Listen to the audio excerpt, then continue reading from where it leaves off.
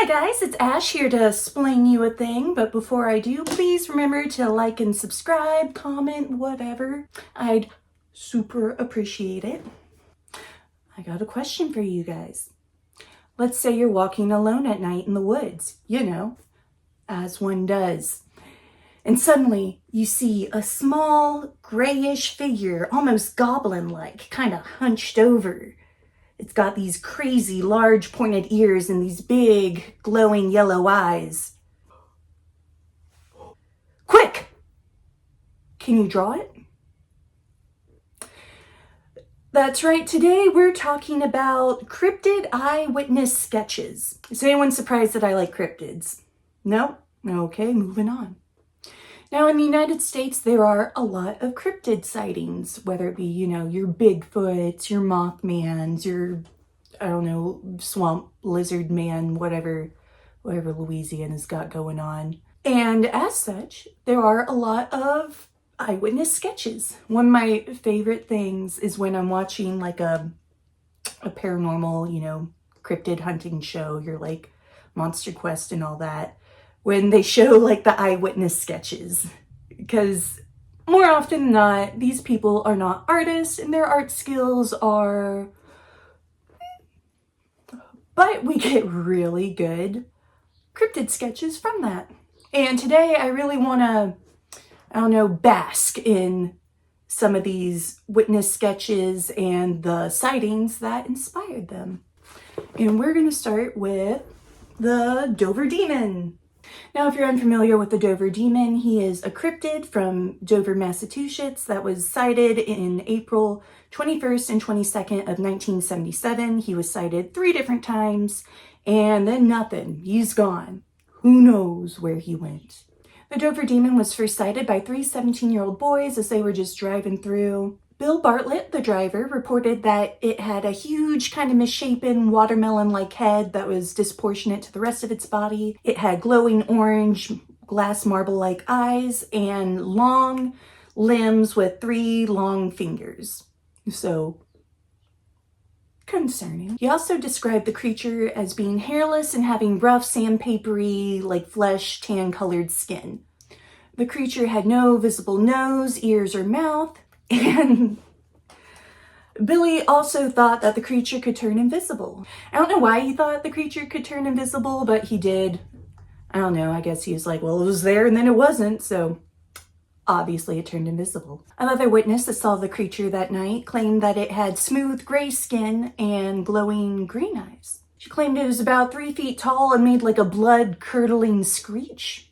They said the screech was similar to that of like a hawk screech combined with a snake hiss. So whatever that is, I don't know if I can do it. It was like I don't know. I just scared the heck out of Larry. Not happy.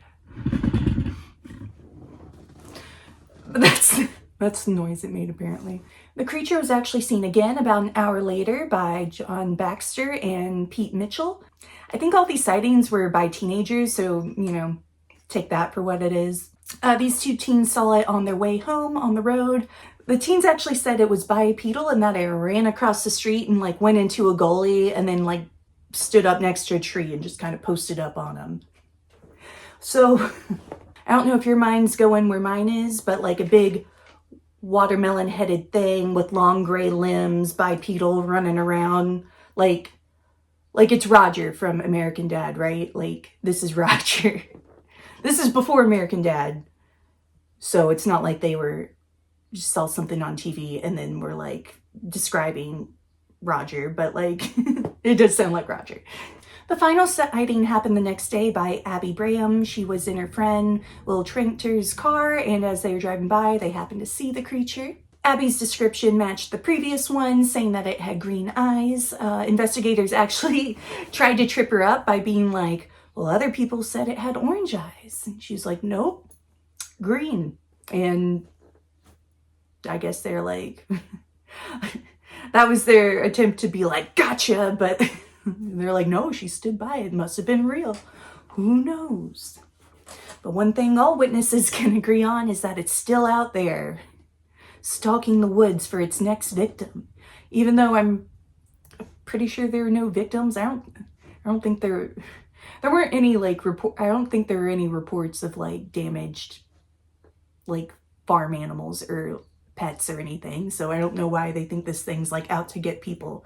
The sketch that's synonymous with the Dover Demon sightings were actually done by Abby. Here it is. You can look at it. I think it's pretty good actually. Like this is, if you showed me this and were like, this is what I saw, I'd have no problem like picturing it, right? Pretty good. So this is Abby's sketch, and I wanted to do my own sketch of the Dover Demon, and here he is. Ooh, he's just a little guy. Leave him alone. I wanted to draw him kind of sad because in all the reports, people were like, it was crazy. It's out there to get people. He can turn invisible and stalk the woods looking for innocent blood, but he didn't do anything. He's just a little guy. He just wants to hang out. You guys are being rude. Anyway, we're gonna move on. Next up on our cryptid tour, we got the Beast of Bray Road. Probably a little bit better known than the Dover Demon, but like not by much. He's a werewolf or dogman. I guess werewolf would be like the monster and dogman's like the cryptid. I don't know if you want to get pedantic about it. Anyway, the Beast of Bray Road was first seen in Elkhorn, Wisconsin in the late 1980s all the way up to the early 1990s. There's so many sightings, in fact, that a local newspaper felt the need to send a reporter up there to check out what's going on. Oh, these people are seeing Wolfman. What? That's when Linda Godfrey comes into the picture. She was sent to check things out, and I bring her up because there is like no way to separate the Beast of Bray Road from Linda Godfrey. Like, she has done an excellent job of making sure she's just really like in there with everything having to do with him. Like I said, she went up there to write an article and check it out, and she wrote so many articles, so many in fact that they were actually later published in a book called The Beast of Bray Road, Hunting Down Wisconsin's Werewolf. And I also kind of bring her up because she took a lot of reports, but a lot of it was stuff that was just kind of related to the Beast of Bray Road. Like, she was taking reports of like creatures that resembled more of like a Bigfoot or like a feral man. She was also taking reports from like children and, you know, just people that like were probably messing with her or trying to get like their 15 minutes of like newspaper fame. Just bringing it up because in my opinion, she had a lot of reason to keep the story going. She was getting a lot of, I guess, professional recognition for her work on these reports. So we're going to take this with a grain of salt. This one's actually sort of cheating because the sketch that we're talking about was actually done by Linda. She did a lot of sketches for the witnesses. So technically not an eyewitness's sketch, but it's such a fun sketch. Like, I had to talk about it. Like, look at him. What's he doing? To be real though, if I saw this on the side of the road while I was like just driving through the dark, I would shit. I'll show you my version of the sketch later, but we're gonna go through some, just, I don't know, lore first. This sketch is based on Lori Andrezi's sighting. If I mispronounce names, it's because I'm dumb. I'm sorry. I'm doing my best, but I'm just sorry if I do. The sighting happened on Bray Road as she was driving home during the early morning after her shift as a manager at the local bar and grill. I'm not saying she was drinking on the job. I don't know. I don't know her. I don't want to throw any claims, but I don't know. Anyway, as she was driving down Bray Road, she saw a large creature just kneeling on the side of the road. As she drove by, she noticed that it seemed to have like roadkill in its claws, and it was very unbothered by her presence. It did not care, and so she just kept on going. I would too. And of course, Linda Godfrey got in there and interviewed her, and that's again how we got this beautiful sketch. I do really love this sketch very much. a lot of Linda Godfrey's sketches of the Beast of Bray Road are pretty good. So if you're interested, I'd recommend going and checking them out. There's so many documentaries and videos about it. It's pretty interesting, actually, because some people still say they see it today. It's also, I think, kind of like Mothman to an extent to the town. Like if you go to the Point Pleasant where Mothman was seen, there's a big statue of them. It's like their little mascot. And they're definitely kind of doing that here. Like I know I've seen somebody has like a big like metal or like wooden carved statue of them. Like they're having fun with it.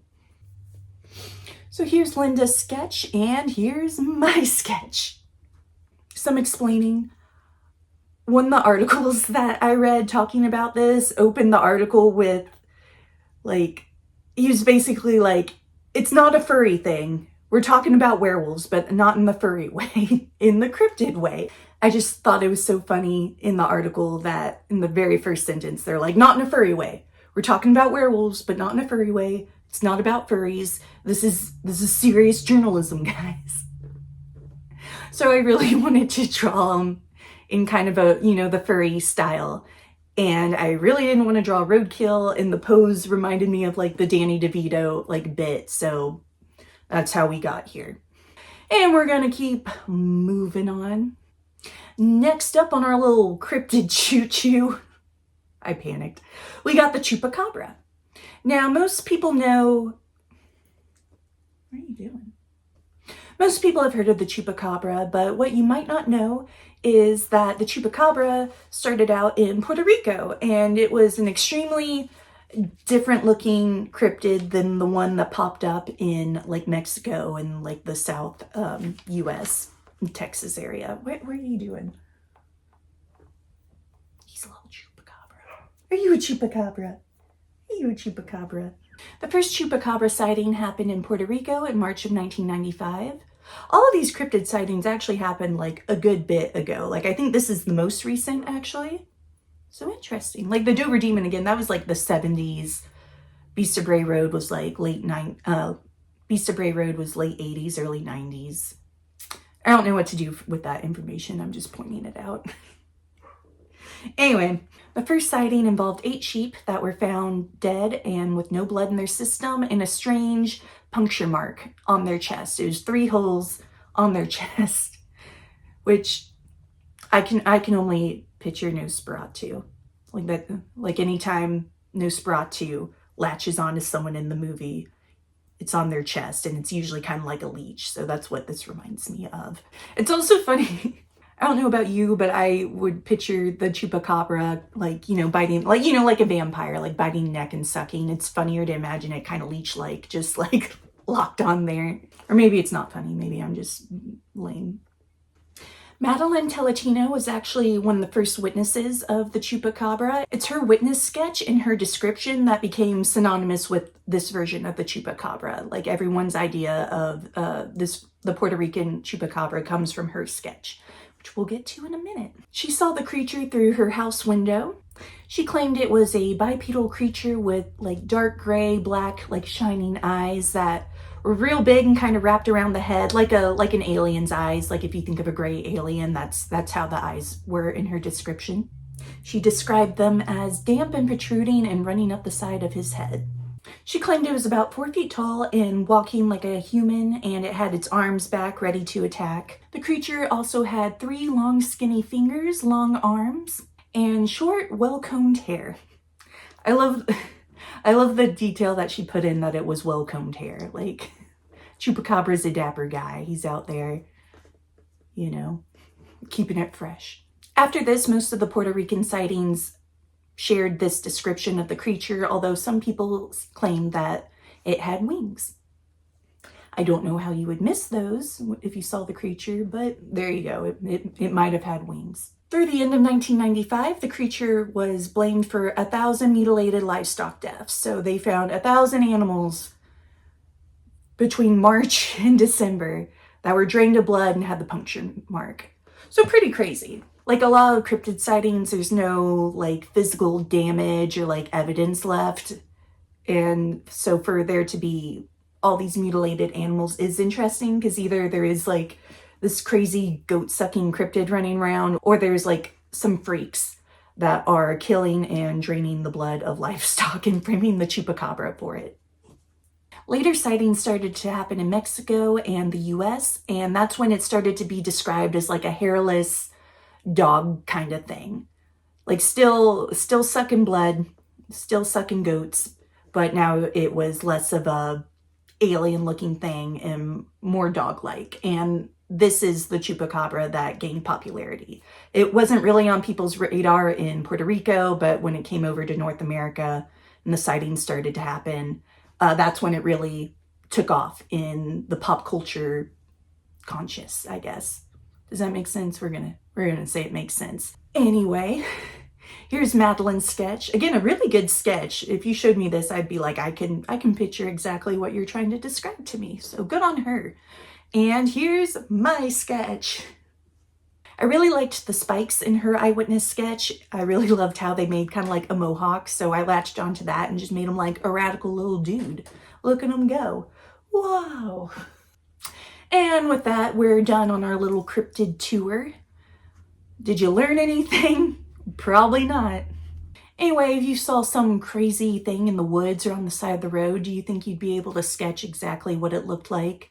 I feel like I could, but I'd probably make some questionable adjustments to it. Anyway, that's going to be all for me, guys. Remember to like and subscribe. Comment down below if there's a cryptid you want me to talk about, and I will see you next time, guys. Bye!